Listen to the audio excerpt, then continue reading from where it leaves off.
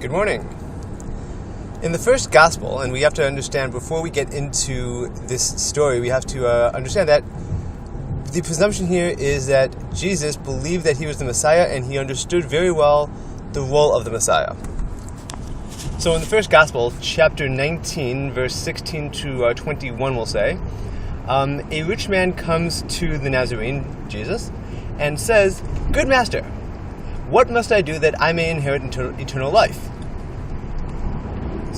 So, first thing the Nazarene says is, "Why do you call me good? There is none good but the Father, that is God.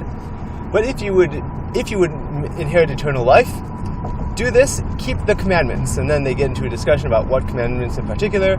And then this rich man says, "Well, all these have I done since my youth. What more do I lack?" And Jesus tells him, "Well, if you want to be perfect, give away all your possessions and come follow me." And the rich man went off because he had very many possessions, and he did not want to part with them. So there are a couple questions that we have to ask ourselves, assuming that Jesus understood that he was the Messiah, assuming that Jesus understood the role of the Messiah, and assuming that Jesus was, the forerunner of the Christian religion. So if he understood the Christian position that the Messiah is supposed to be God, why did he decide that he wasn't God?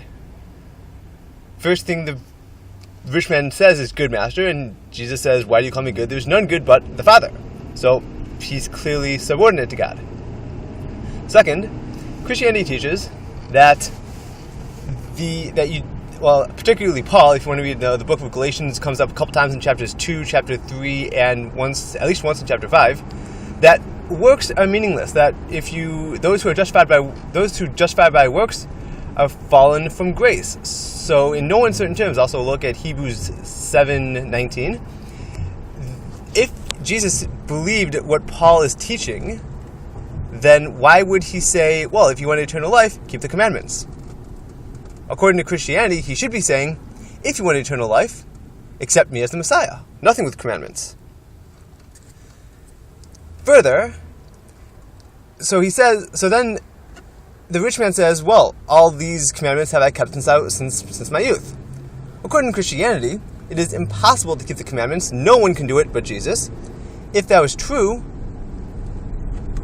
why didn't Jesus say, when he said, "Oh, all these have I kept since my youth," he should have said, "Liar! No one can keep the commandments but me. What you should do is accept me as the Messiah and you'll live." Just a couple thoughts.